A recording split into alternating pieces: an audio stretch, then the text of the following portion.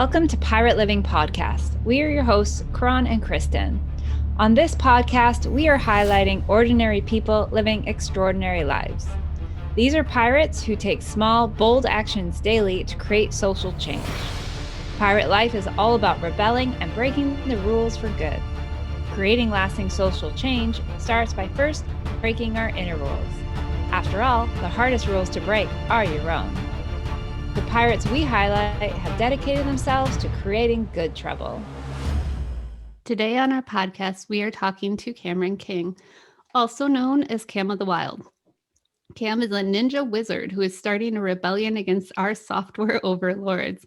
Cam believes that software should be comprehensible, modifiable, and collaborative by default. So from our understanding, Cam is going to rewrite the internet and likely build a time machine.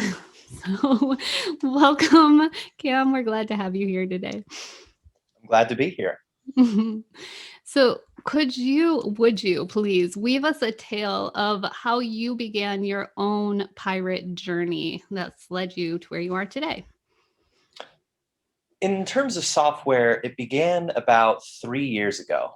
I was working at a startup in Memphis called Recess, which was focused on treating physical fit. Well, it was getting past the frame of physical fitness and returning to the sense of joy in the body. And so as part of that, we kept tinkering with our offering and with our model, and there was no gym management software that really met what we wanted to do at any point in time.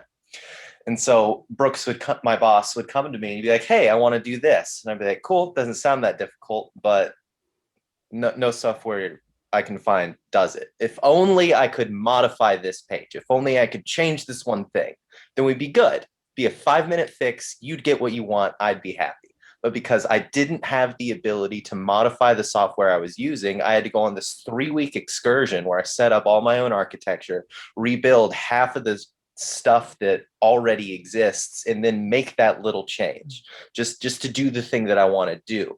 So just to engage in this act of creation, I had to jump through so many unnecessary hurdles. And I thought, this is kind of stupid. Why are we doing it this way? And then I started diving down the rabbit hole. I started asking questions about the nature of software. You know, we think of code as text. Is code text? No, it's not. And when you stop thinking of code as text, you gain new power over it. Is a program a static thing? Is it like built from a blueprint and then held in place? It's how it often is, but it doesn't have to be that way. In fact, there are plenty of other ways that we can organize our code. So I just started Googling things, really.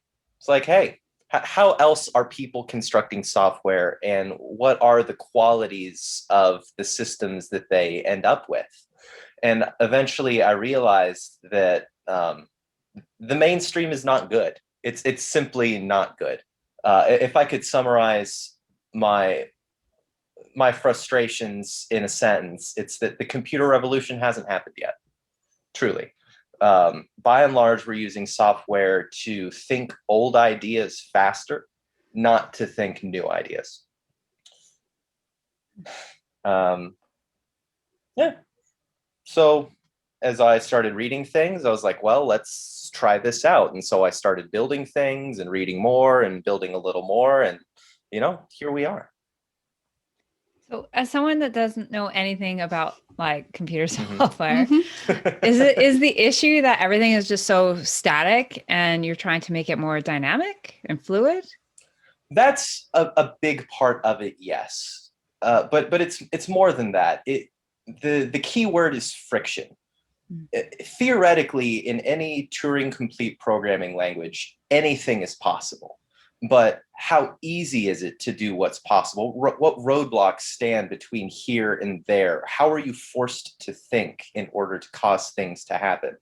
And there's so much friction baked into the way that we do things at a ground level. So programming was built on mathematics, right? Coming out of the late 1800s, early 19th century. And mathematics is not a very natural way to think about the world. think about the enormous frustration that students have, in middle school and high school.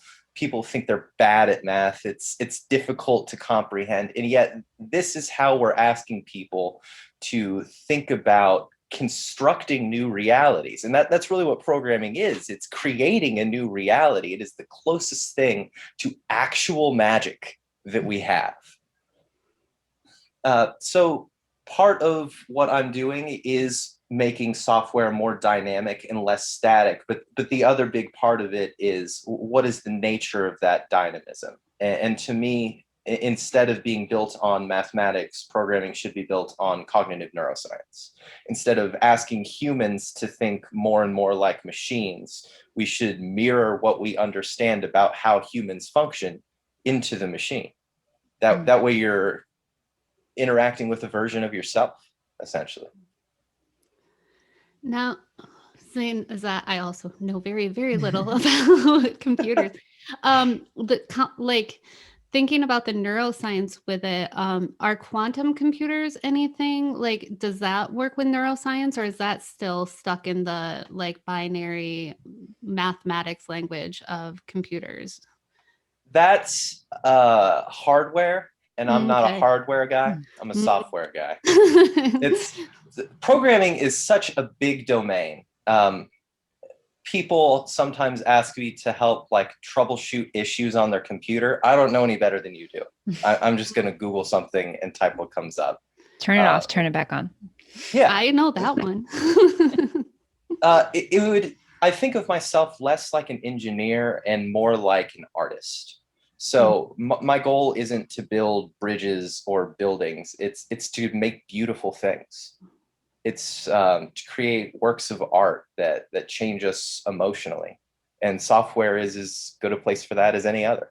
In fact, it's the best place, in my opinion, because software is the medium that holds all other media. You can use software to write music, to generate graphics, to write stories, to do this, right? So what is the social rebellion that you're looking to start with your work? It all boils down to control. So there's a hierarchy of software priests standing between you and the ability to create. If you want to change the Zoom app, you can't. You're screwed. All you can do is appeal to the Zoom overlords and say, hey, I don't like this thing. Will you please do something different? And if you're lucky, maybe they'll listen to you. But say I'm working for Zoom and I don't like the framework that I'm using. Well, then I have to appeal to the framework overlords. Be like, hey, could you please change this thing so that I can build better software? And if you're lucky, maybe they'll listen. But say I'm the framework overlord and I'm working within a language. And the language doesn't do what I want. So you just keep going up the chain, right? There's always somebody else standing between you and, okay, that's standing between me and what I want to do, right? Because this all boils down to the frustrations that I'm experiencing. I want to create, and I keep hitting these obstacles, these walls. And I think these don't have to be here. There is a way around. And screw it, I can find it. Which is maybe a little arrogant, but maybe not. I believe you. Yeah, the rebellion is giving back. It's democratizing software. It's giving any person the ability to change any software at any point in time. And that, I believe, will give us the ability to enter a new era of social organization. So how does that how does that look to you to start that revolution of the internet, and where would it start? That's a good question. I believe it will begin with the work that I'm doing now. So outside of my work on the Unlifted app, I'm working on an alternative computational stack for the web called Usclass. And the premise is it's the design of this stack is based on my understanding of neuroscience. And it's designed to be runtime malleable at every level. So you don't like the graphics, you just pull something. You don't like the data model, you just add something. You don't like the language, you rewrite the syntax. And it's easy to do anything at any point in time. So getting that out there, showing people that there is another way to do things that works, and getting people interested in this set of problems, this paradigm of computer science. I believe that's the start. I have no idea where it's going to go from there. I fully expect that my work will be quickly surpassed and forgotten, but that's kind of what I want. I want for people to go beyond whatever I can do. That's why the revolution I'm trying to start is all about collaborative creation. As much as I know I can do on my own, I know that together we can do more. And so my focus at the moment is getting the seed in place, getting people to see what I see and to play in the same playground where I want to live. And from there, we'll see where it goes. And have you started building your pirate crew to work alongside with you on this? I honestly don't spend much time around other programmers. I don't super feel like one of them, which sounds strange, but it's true. The more I read their blogs, the more I feel like a different kind of creature. There was a time when I spent a couple months in a Slack group called The Future of Coding, where there were a couple interesting people, but everybody there was, much like in the Unlifted community, they're all on their own journeys. And so nobody really wanted to hop on mine. So no, for now I am alone, but that's, as much as it's a struggle, I also feel it's an important part of what I'm doing, because in the past, computers have been so ridiculously complicated that nobody could fit the whole structure in their head, right? Think about what goes into on the Mac that I'm running right now. There are, just to get to this point, to be on this call, there are hundreds of millions of lines of code written by dozens of teams of people over, 20, 30 years, right? Is that level of complexity necessary? No, not at all. And so if I were to work with other people at this point, there would be that temptation to let the system grow, to let it be more complex than it needs to be. Whereas right now, if my head is the limitation on how complex things can be, then I think it's a good limitation, not a bad one. It's forcing me, not forcing, it's leading me to work in the direction I want to work. But I am very excited to get to the point where the first draft is out, and then I can bring other experts on board to handle some of this stuff, because computer science is a big topic, right? It encompasses the whole human mind. And so there are things about it that I find utterly fascinating, and things about it that I find utterly boring. And so I'm very excited to hand off the utterly boring things to somebody else. Absolutely. What we procrastinate, you delegate. Exactly. Well, and part of, like you mentioned, the Unlifted crew, how like everybody's on their own journey. Part of being a trailblazer, I think, Trailblazer just came out and I was thinking of Portland. I'm from Portland. I'm definitely from here. But part of that is like somebody's got to go ahead and cut that path. And it can initially feel somewhat lonely because you're on this path, and yet somebody's got to cut through that. So, and then once you're there, like, it becomes so much easier to walk, and everybody else starts getting comfortable walking on that. So thank you for being that trailblazer of the internet for this revolution. Well, in truth, I'm not. Not a single one of my ideas is original. All I've done is gather them, arrange them, and tell a story from the perspective of neuroscience about what they are. Before me, there was a group of people in the, I think 2010 to 2016, called the Viewpoints Research Institute, which was a brief collection of researchers interested in reinventing computing. And a lot of the foundational work that I do, it comes from their little run. Oh, and that's a pirate thing to do as well, right? Like, we don't need to reinvent the wheel, so we can pick up the torch and from what's already been done and keep carrying it, right? Yeah. On the one hand, I keep running into this. I can't tell whether I'm being arrogant or courageous, but they've put out some web implementations of some of the elements of their stack, and I've gone through the code and I was reading it and I was like, I can do this better. So yeah, it is a very pirate thing to take up somebody else's work and to acknowledge that somebody else got you to this point, but then to say, let's go beyond. And so what are some of the bold actions that you've taken that have gotten you to this place, small or large?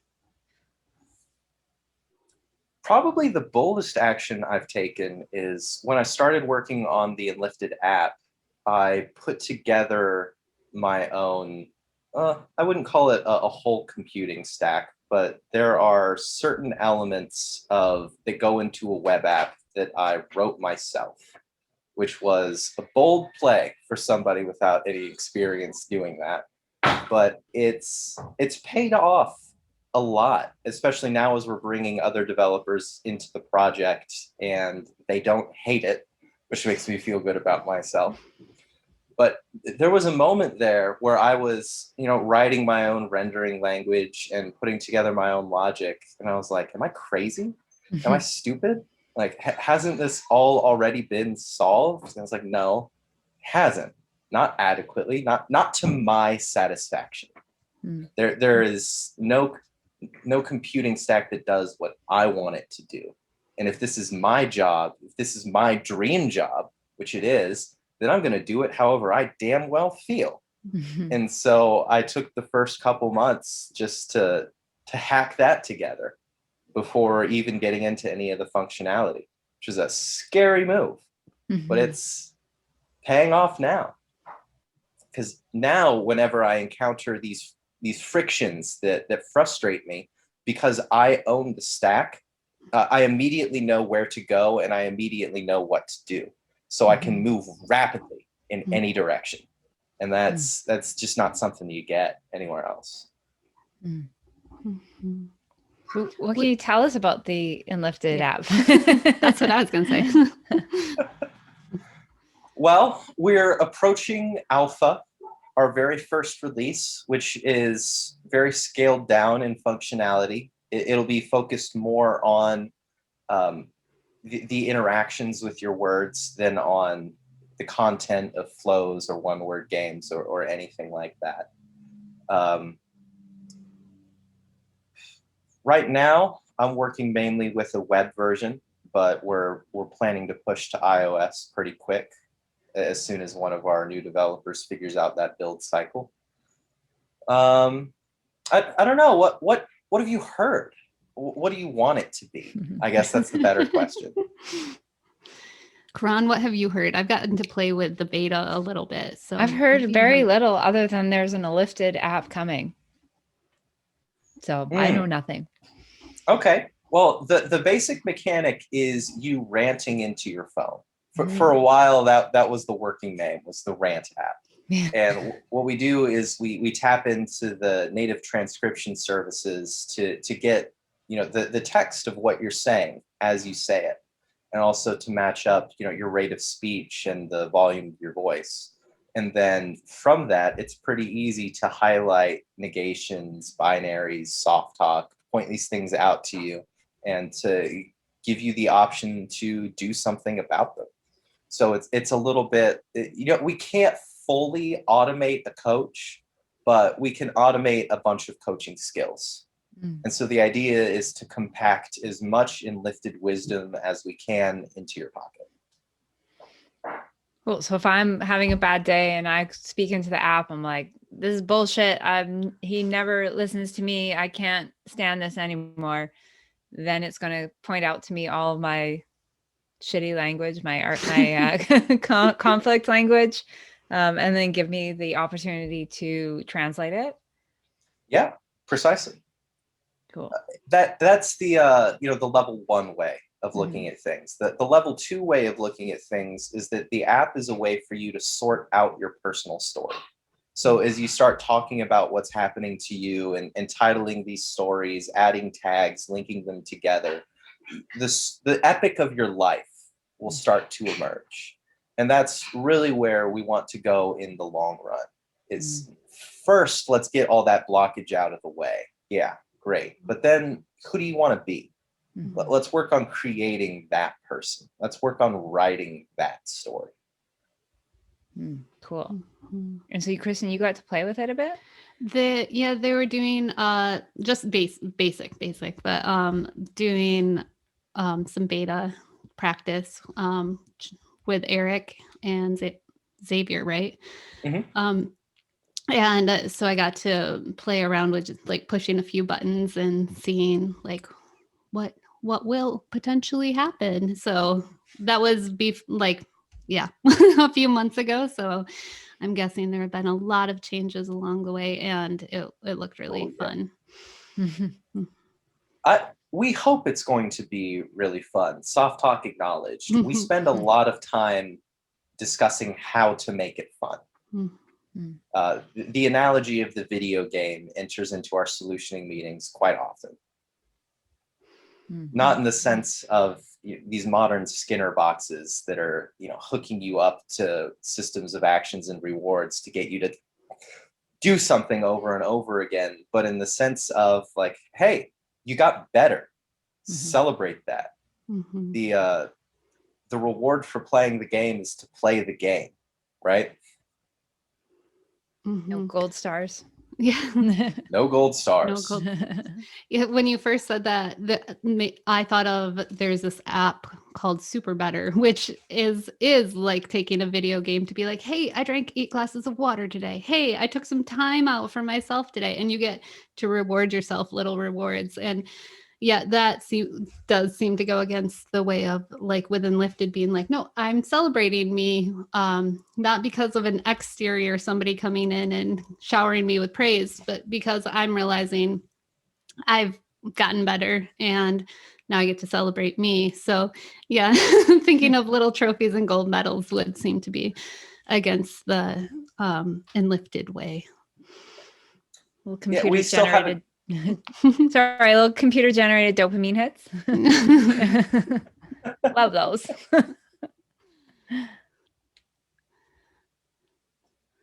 Didn't mean to interrupt you. What were you going to say?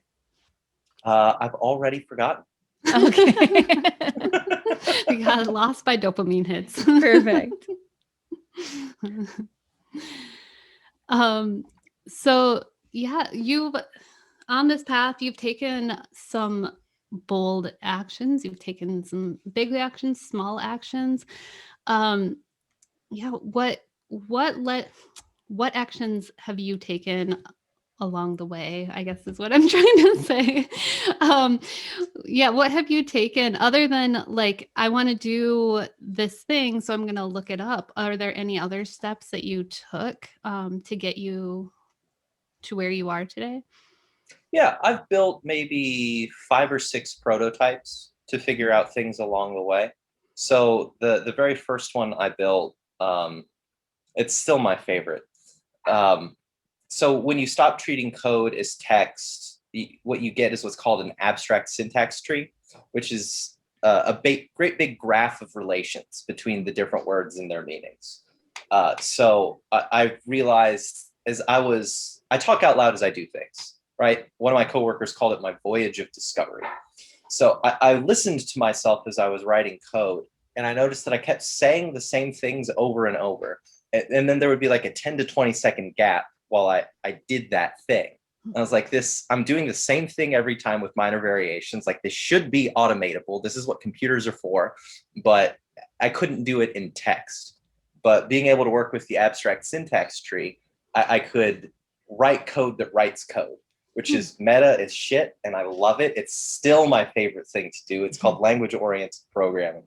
But that was the first thing I did, was I set up a whole bunch of, I automated maybe 20 or 30 common actions that I performed every day and reduced them to 2 or 3 keystrokes. And I'm still proud of that. It was a lot of fun. That's awesome. Let's see, what was another project I worked on? Another project, I wrote a build system plugin for a common web framework that makes, so you write your web app like normal, and then it just becomes automatically editable in browser by the user, which I thought was pretty cool because nobody's done that before. I wrote a generative pattern language, which was pretty cool, based on a PhD thesis from the 80s. Although I abandoned that, and I'm in the process of reworking it as the part of the work that I'm doing now.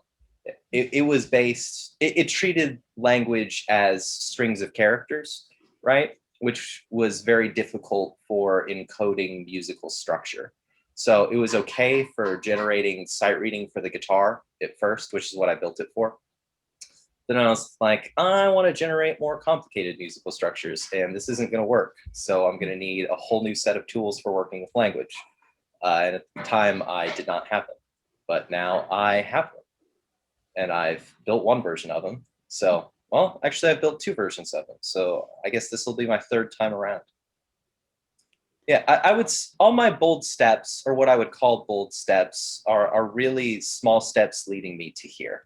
It's all of the learning that I've needed to do, all of the exploration, all of the artistic intuition I've needed to gather to figure out what needs to get built.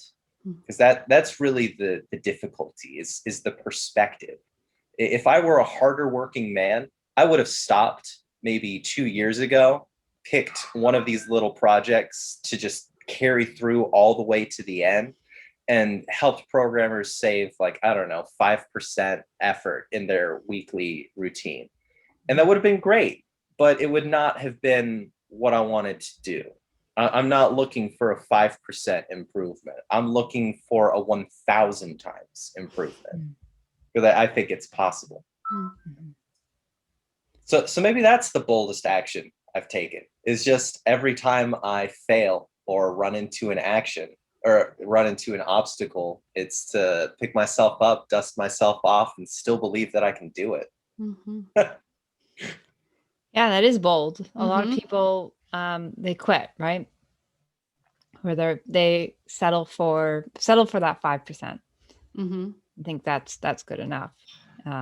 So it is a bold action to just keep going. You keep mentioning language, and I know you talk about like computer programming, but I want to know how you got involved in the Unlifted community. Like, what drew you to language and Unlifted?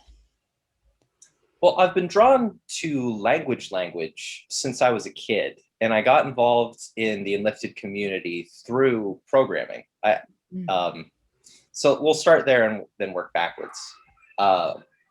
Last August, I got a message on Instagram from Eric Blackwell, saying, among other things, that he was an admirer of my Mace work, but more importantly, he was looking for a programmer with unusual interests. He's like, hey, I want to build an app that leverages native voice dictation to help people untangle how their words affect their thoughts and emotions. I was like, I'm into that, because I talk to myself all the time to sort out my head. So if I'm not crazy, which is a big if, and and this work can be scaled to help other people, then hell yeah, I'm in. This will be some of the most meaningful work I've done. And that was my entry to the Unlifted community. I got on a call with Eric and Adam. We chatted for a little bit, and apparently they were like, he's the one, because they took me. And I showed up to the lake house, for the first time last, I think it was November. Really got initiated into the fold. I got to meet you. Yes. We met for the first time, not the last. No. Yeah, and then I got invited into level 1. I'm about to graduate from level 2. Congratulations. Yeah, it's exciting. It's, yeah, for me, my entry to the Unlifted community has been slow and natural. It's just one small step after another. But I would say that's because I've been on a self-development journey for many years. So if you broaden your definition of story work to include fiction, in the sense that when we interact, when we perceive a story, we resonate with parts of it, or we don't, right? What happens on the screen is a mirror for what's happening within us. So as the character changes, we have an opportunity to change as well. And that's something that's been apparent to me since I was a kid. So when I was 7, my father took me to the library for the first time and let me loose. I came back 20 minutes later with a stack of books up to my chin and said, okay, I'm ready to go.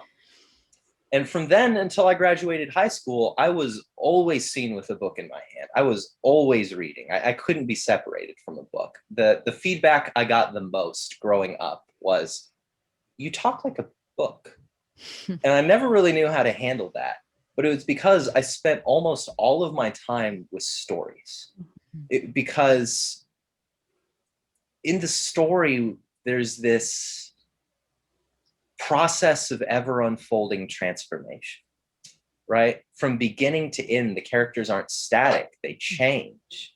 You see how their words change, how their actions change, how their thoughts change. And that always fascinated me. As I found characters I resonated with, I would try to embody them.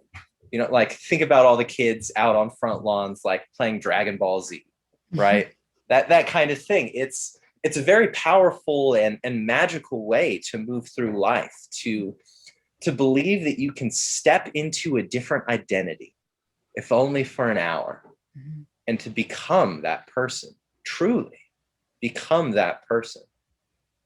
I would say I was born for story work from that perspective, and everything else is just learning the tech. How has learning the tech been influenced you?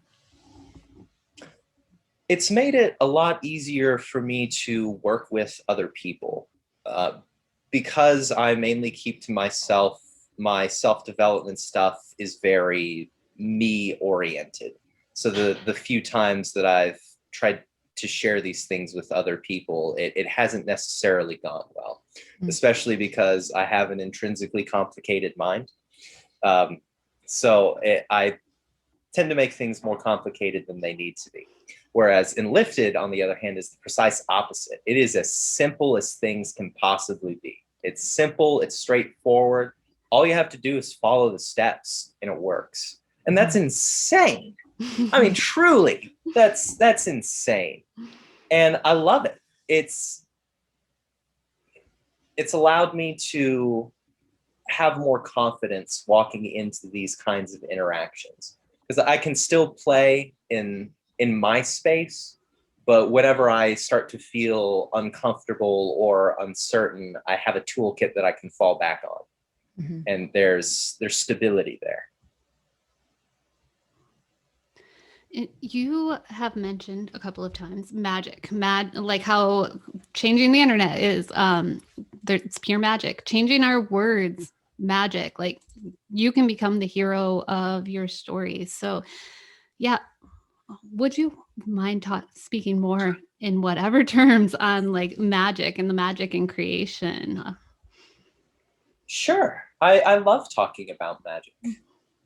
So let's start with a definition, because the word magic means a lot of different things to a lot of different people. To me, it's quite simple. It's change in consciousness. That's all it is. Well, at its base level, That's all it is. But the word carries with it connotations of awe and wonder and the inexplicable or the incomprehensible, although I think those are overplayed a little. Because even when I understand how a complex piece of software functions, that doesn't reduce its magic in the slightest. It's still as awe-inspiring. It's still as beautiful. It's still as transformational.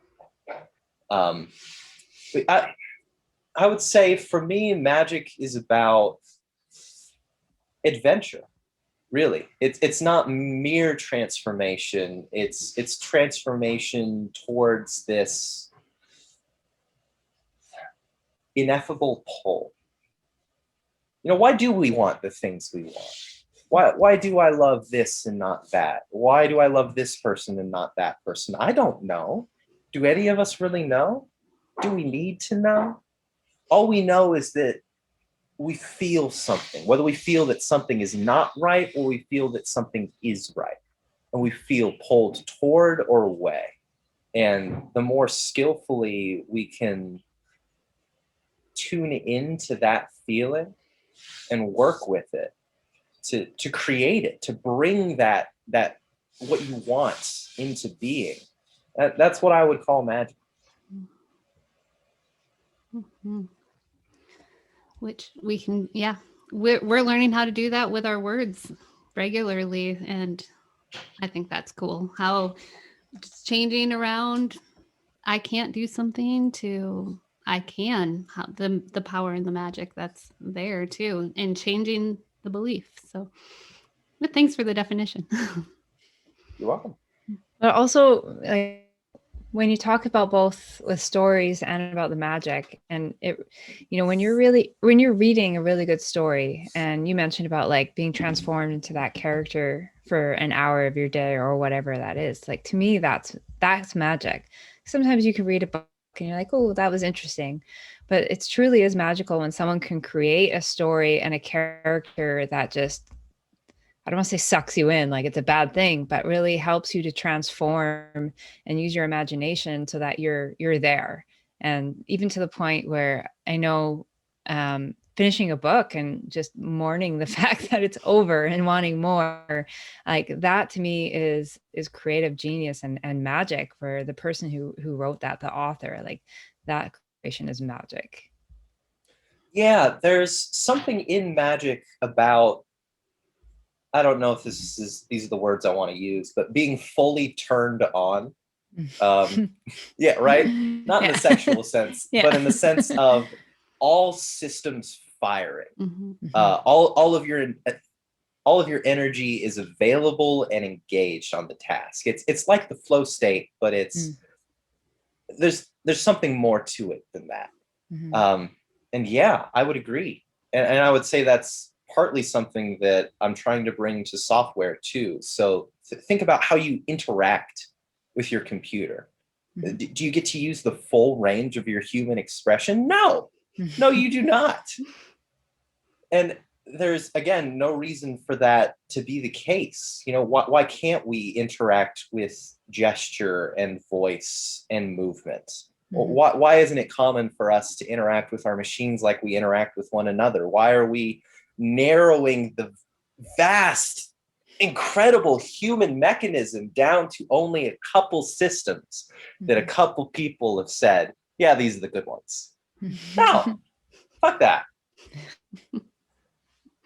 Let's get the whole human involved. So how would you have us interact with our computers? I'm a big fan of augmented reality. So I'm shooting for the day when we wear headsets that don't block us out from the world, but instead add a layer of information on top of it. So I would like for there to be fewer physical devices and more wearables. I would prefer for my applications to exist as 3D objects that I can, so like right now you're on my screen is a little rectangle. right? I can't do anything with that rectangle. Like, oh, actually, I can. I can drag it around a little bit. It's nice. Thank you, Zink. Move us. Yeah. But I can't drag you off my screen, right? Even though I have Done. that freedom, it's still limited to this little square. So having application objects exist as real objects gives us a new freedom and a new physical intuition about how to construct software. Software should be real time too. So instead of having to go through these great big cycles where you do something and then you sit there and you wait and you wait and you wait for the computer to figure its shit out, things should be moving real fast. And there are neurological reasons for that as well. If you want to build the right neural connections, then you have to present them with the right patterns of firing and the right rhythm. So if the rhythm's off, kind of screwed. I don't know. I see software. I want living software. That's what it boils down to. I don't want to be interacting with dead shapes. I want to be interacting with living organisms. I want my computer to be a little chaotic, a little like a jungle, I guess, a jungle that follows me around. That's my dream. And shared, right? So we can share screens, but once we have augmented reality goggles, think about Pokemon Go. We could both be seeing our own version of the same thing in the world. And so now working together doesn't mean staring at your own screen on the other side of a table. It means staring at the same point in the middle of the table. You're working on the same thing. There's a greater physical and emotional engagement with the other person. So my ideal world of computers is computers don't exist. It's humans doing human shit, and we just add a little level of electronic surreality on top of that. Very cool. Thinking of chaotic makes I think a little of the show Black Mirror, but hopefully not that chaotic. And yet.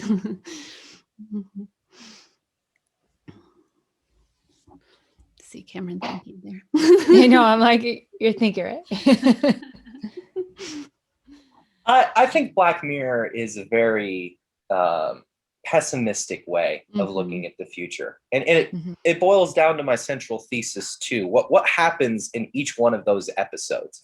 You take some attitude or belief or political organization that exists now, and then you project it into the future and you give it new powers. And of course that's going to cause problems. Like that's what the problem is that we're doing old things harder instead of doing new things. And that's really what technology affords us, is the opportunity to enter new states of consciousness. I believe the computer is probably the best partner in self-transformation that exists yet, barring a sophisticated human being. But even then, there are things that a computer can do that a human can't. You mentioned before, and you just mentioned the word jungle, and it brought to mind the question, just out of curiosity, how did you get the name Cam of the Wild, or where did Cam of the Wild come from? My first time at the lake house, I shared some of my mace techniques with people. And part of the feedback I got was they liked how I was enthusiastic about my wildness. And I was like, ooh, that's good. I can work with that. And so I started brainstorming names. And the first one that came up was Call of the Wild. And I was like, well, that's really easy to work with. I'll just change Call of the Wild to Cam of the Wild. And it landed. It landed well. So I never went, well, for a while, I considered architecture astronaut because that kind of describes what I'm doing in the computer science realm, in that my designs are really out there. But Yeah, it's that simple. People told me I was wild. I thought about how to tell people I was wild, and I like puns on my own name. So yeah, as someone who's like who's taught steel mace and would consider themselves not wild on occasion acknowledge. I really appreciate your steel mace videos for sure. thank you. They're fun to watch and they look like even more fun to practice and to do. And also the not steel mace ninja moves. So how can I get across my apartment? Yeah. Those ones too.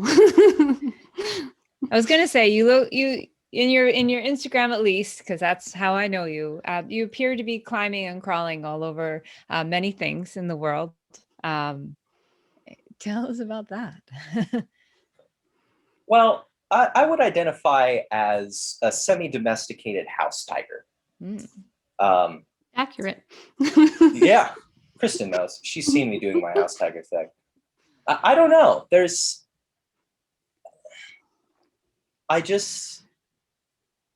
I have this inner sense and I follow it.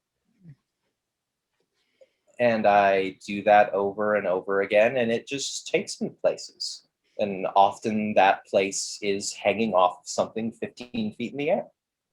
I don't know why. I just love it for what it is.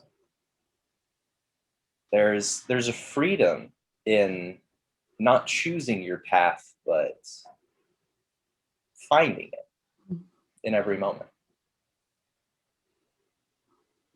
I like that. And I definitely enjoy being inspired to add more wild into my life because play is fun. And yeah, seeing the more I see other people play, the more I want to find new ways to play. So thank you for sharing your play because it's inspirational.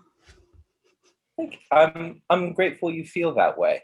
When I was at recess, I learned that most people have a ton of psychological blocks in place around this concept of play, especially as it relates to their physicality. Mhm. You know, like getting fit is supposed to be work. You know, play is for children. Like these are some rough stories to work through, especially when you don't have a handle on story work or language work. So if my Instagram helps undo that, even 1% in a couple people, I'll count that a great win. I worked with 5-year-olds, so yes, anything that brings play in, I love. So speaking of your Instagram, where can our listeners go to find out more about you and the work you're doing and watch you play? Instagram.